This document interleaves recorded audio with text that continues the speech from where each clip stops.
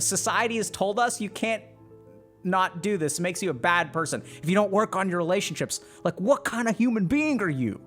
Oh my God, like, if you eat processed food, what kind of human being are you? You know, I want to get married at this age. I'm going to have my first kid at this age. I'm going to get a second kid at this age. I'm going to make this much money. I'm going to retire. We have like this timeline, right? And we think that life is a race. Recognize that it's okay if your life is a dumpster fire. It's not actually a dumpster fire, unless it's a dumpster fire. Focus on like 2 or 3 things at a time. And it's okay to not be perfect. You don't have to be like, life is not actually a race. You don't have to be ahead of the pack. I don't even know where the pack is.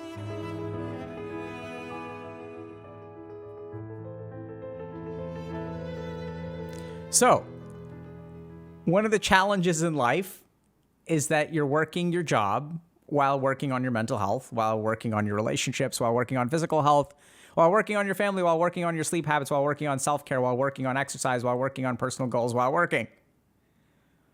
Right? So like, I think one of the things that's happened is we've started to realize that a lot of this stuff is work that you need to spend some time on, right? Like you have to devote time to it. So I get the sense that in my parents' generation, you know, no fault of theirs, but people weren't quite as cognizant like about mental health and the fact that mental health needs to be like taken care of, right? So, you know, the concept of seeing a therapist when my dad was my age was like pretty foreign, especially in India, or even like 20 years, when he was like 20 years old, it was like completely foreign. Like they didn't exist in India, or very few of them did. And then the other thing is like when it comes to family and relationships and stuff, that too was sort of like, they just kind of worked themselves out, right? So like when in 20 years ago, 50 years ago, 60 years ago, just to like share a story with y'all. So when I talk to my grandmother now about like relationship stuff, she like shushes me. So she'll be like, oh, like, you know, like there are problems in every marriage. There are problems, you know, these things happen, like don't dwell on them. Just, you know, everything will be fine. And there's kind of like this sweep it under the rug mentality. And I realized that like a lot of that sweep it under the rug mentality comes from a social situation in which change is not viable. So like talking about it or complaining about it or things like that were not like really useful interventions. So my grandmother grew up in a time where divorce was like unheard of and economic options were very few and far between, right? So you like get married, you have a joint family unit. The joint family unit, which means that you live with your parents and potentially like siblings or in-laws or whatever. And so you'll have like 10, 12, 14 people living in a single household. And the reason for that is because people were like farmers and you like needed to have shared labor and shared resources and stuff like that. You had your own internal small economy. She grew up in a village that had like 150 people, and, you know, going to the next village over, which was like a 3 or 4 hour walk, was like a big deal. So it was like an event, right? It's kind of like for us flying internationally. People would like go, you know, once in the first 20 years of their life. They're like, oh yeah, I went to like that other village. And then oftentimes it'll be for some kind of occasion, like, you know, getting married or something like that. So there just wasn't a whole lot of like viability for changes, divorce, economic freedom, independence.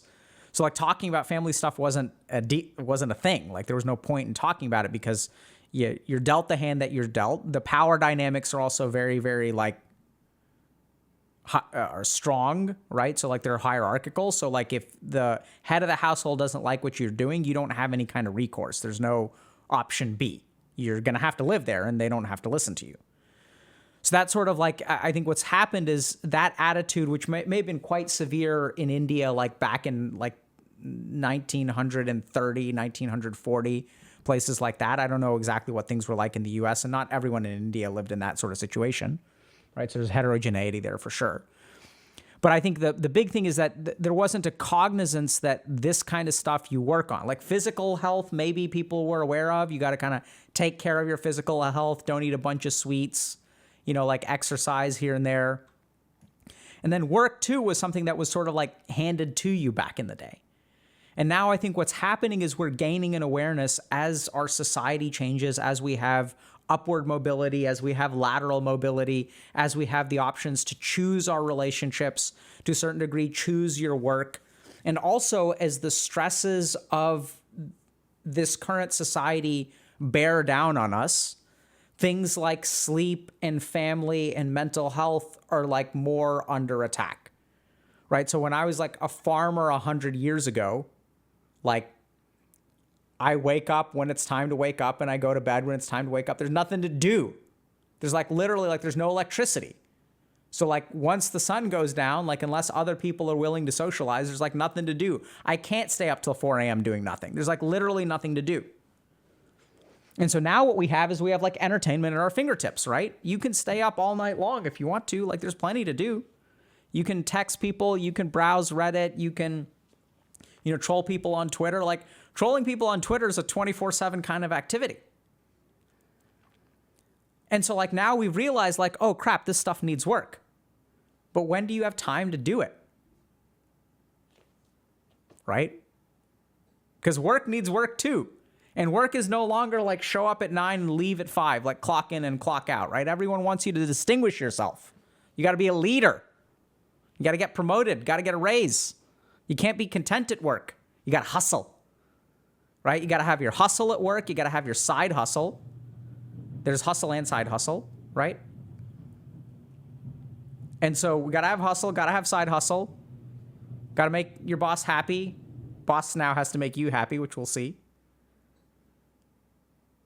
Right? It's just so much stuff to do. Like, when are you supposed to have time to do this? Like, by the way, there's no entertainment in here. You got to work on your relationships, got to work on your family. Set boundaries with them, talk to them, manage their emotions. It's a pandemic. Got to move in with them. Your sibling is like, doesn't respect your boundaries. They're expecting free childcare from you because they decided to have children when you have decided not to have children because you're still focused on your career. But they got pregnant and they're 6 years younger than you are. And now they're losing their weekends.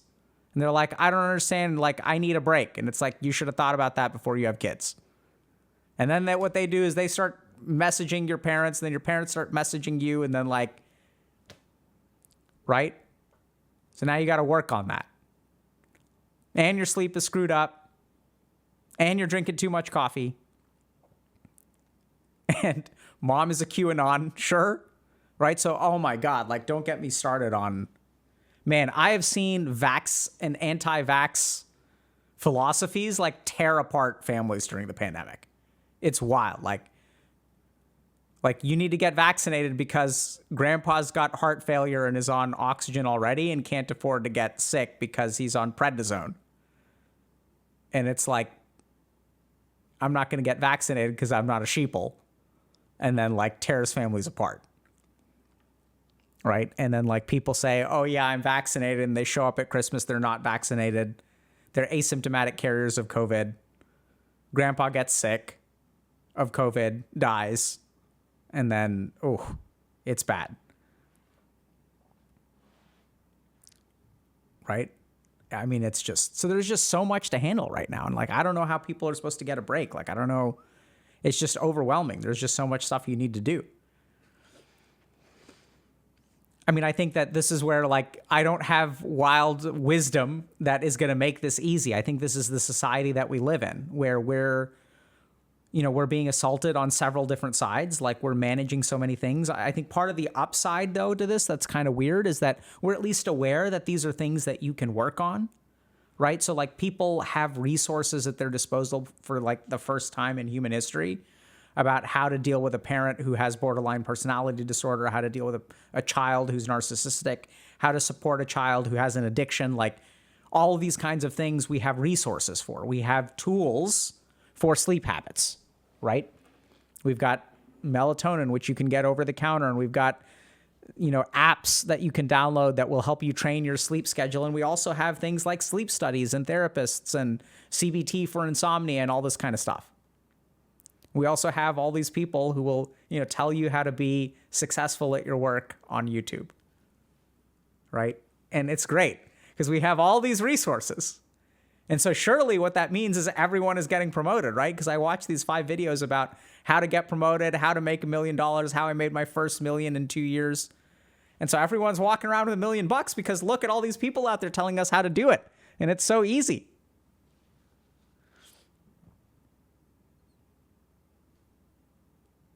And so sometimes what happens is we're kind of like, we do this sort of stuff, and then we're kind of confused when like I'm watching all these YouTube videos and it's not working, right? And then we wind up like this. Because the subtle thing here is that these are all things that I need to work on. Because I have to work on your job, and I have to work on my mental, and I have to work on my physical, I have to work on my relations, I have to do my family, I have to do this.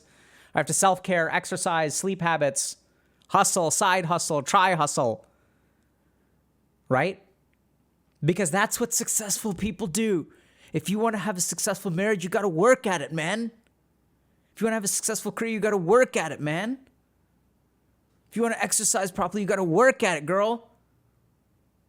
Right? Because we got to do all this stuff. Because here's this person on Instagram telling us how we should exercise.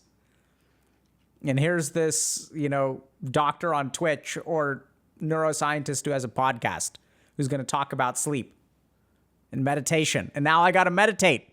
She didn't even include this. Meditation is a big one. I got to learn how to meditate. Right?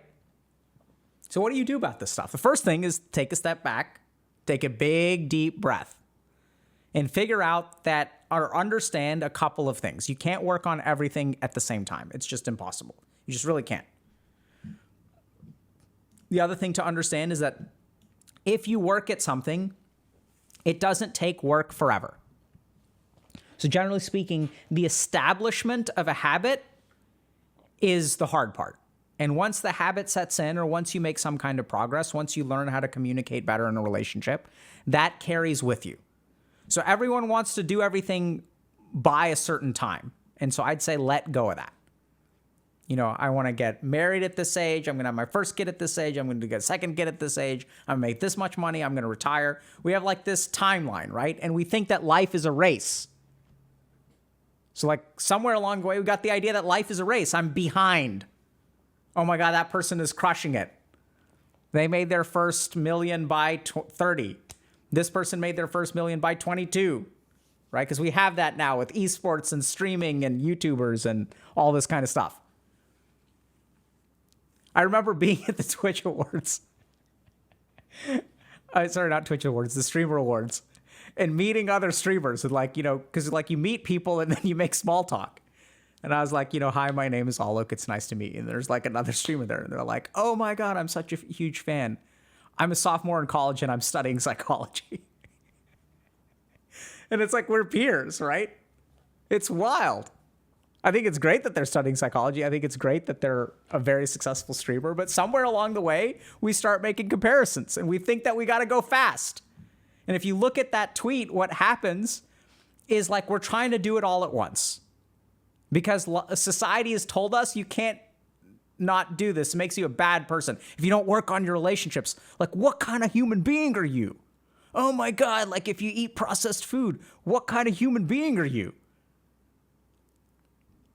Right? Like if you don't hustle and side hustle and try hustle and quad hustle, right? Like what kind of human being are you? Like you're not going to be one of the successful humans. There's like the successful humans over here who are crushing it and rocking it and posting stuff on Instagram and like doing all this stuff. Penta hustle. Like I'm going to develop, if we ever decide to do something besides Healthy Gamer, I'm going to develop the Penta hustle machine that both allows you to eat, exercise, meditate, work, and no FAP all at the same time. It's going to be this device that you plug yourself into, and it's going to do everything for you all at once. There's going to be a chastity belt. There's going to be a meal tray. We're going to stick in a gastric tube so that you can get ideal nutrition. You don't have to waste time cooking or eating. Because you know what the worst ROI is? Consuming food. And then we're going to do this thing where we have we're going to have 2 IVs running, one with ketamine and one with caffeine. That way we can reduce our sleep to highly efficient 3 hours a day with biofeedback. And then I'm going to take this device and I'm going to stick it into a sensory deprivation chamber so I can get utter relaxation with VR goggles so I can interact with people in the world. Right? Because this is what's happening. Now we have this like tech hustle culture too.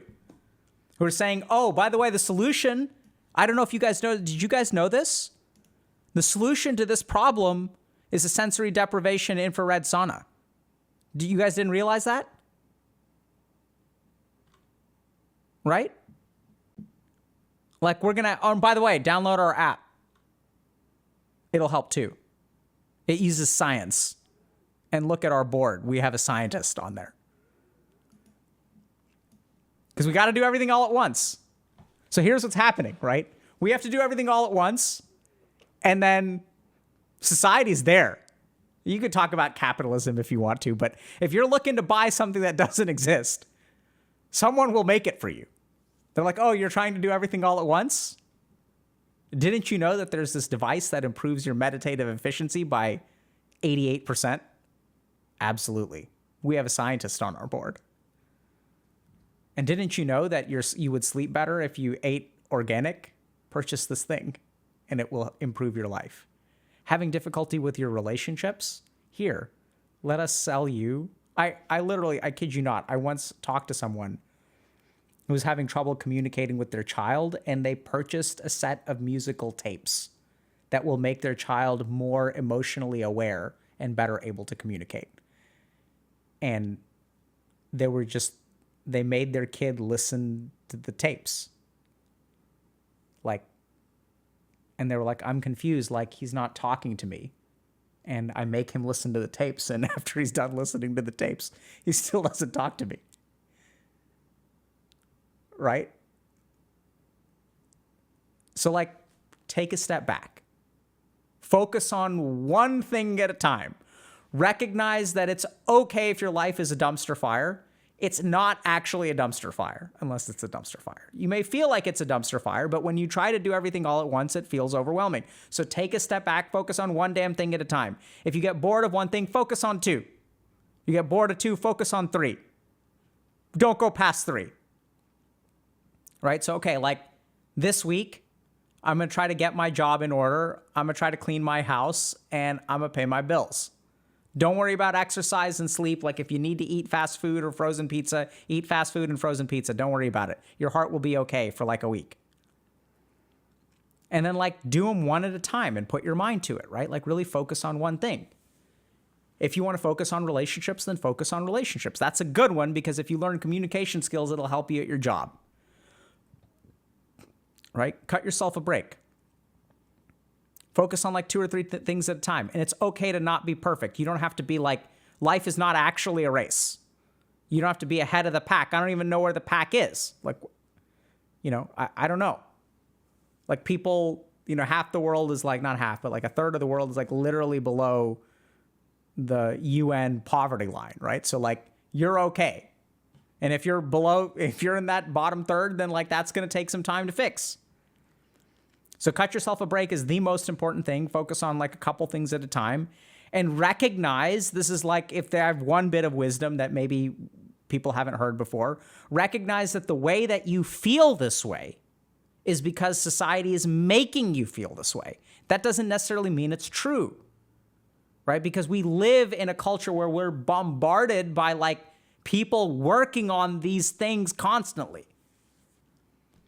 So I see this a lot with people who are spiritually hungry, where they're going to this retreat and going to that retreat and going I need to be more in touch with myself. I need to understand myself better. I need to learn how to forgive. I really need to learn how to forgive. I've been struggling to learn forgiveness for so long. And then I realized I can't forgive others unless I forgive myself because I read this book that talks about how forgiving others starts with forgiving yourself. And it's bro, if you're beating yourself up for not learning how to forgive, you're defeating the point. You guys get that? It's oh my God, I can't forgive. Forgive yourself for that. Why don't you say it's okay not to forgive? And then mind blown. Right? It's okay to not forgive. That's forgiveness. So like we get into this like cycle without even realizing it. Right? It's like in this like wellness cycle where it's like, oh, I got to work on this. I got to work on this. I got to work. No, you don't. You don't actually have to work on it, right? You're allowed to be not a perfect child to your parents. You're allowed to tell your parents, you know what? I just don't have the bandwidth for your BS right now. I love you guys. I just need to take a step back. You're allowed to dodge phone calls. You're allowed to do that. Even that, what I just said, requires a certain amount of like self-understanding and being able to communicate. You're allowed to not answer the phone if someone that is stressing you out doesn't, you don't have to answer it right now. Now, if you have some kind of relationship, at some point you don't want to like ghost them, right? You don't want to disappear off the face of the earth. Like send them a text message, let them know you're doing okay, but like you don't have to answer. I just don't have the bandwidth for this right now. So here's the concrete piece of advice. I just don't have the bandwidth for this right now. Right? So like that's something you need to learn to tell other people and learn to tell yourself. It's okay. Just don't have the bandwidth for it right now. That's fine. Right?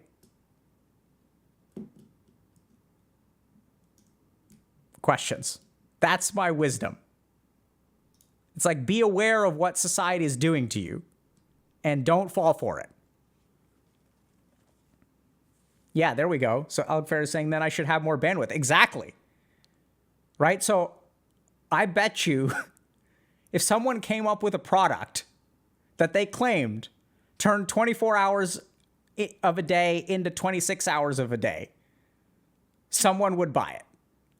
Someone was like, we've discovered this supplement that alters the perception of time and speeds up your neurons by 18% and allows you to get 26 hours out of a day instead of 24. Someone would buy that.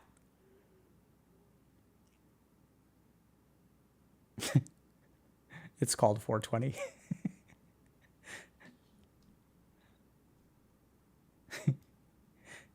I like that. So Big Brain Plays is saying limitless. That's the brand. Hey, how y'all doing today? My name is Dr. Kanocha. I'm here from Limitless. We've discovered how to warp the perception of time in our brains, and we're allowed to. We've broken the time barrier, and we are now limitless. TM, trademark. Limitless.alive, because we couldn't buy the .com because it's used by another motivational speaker.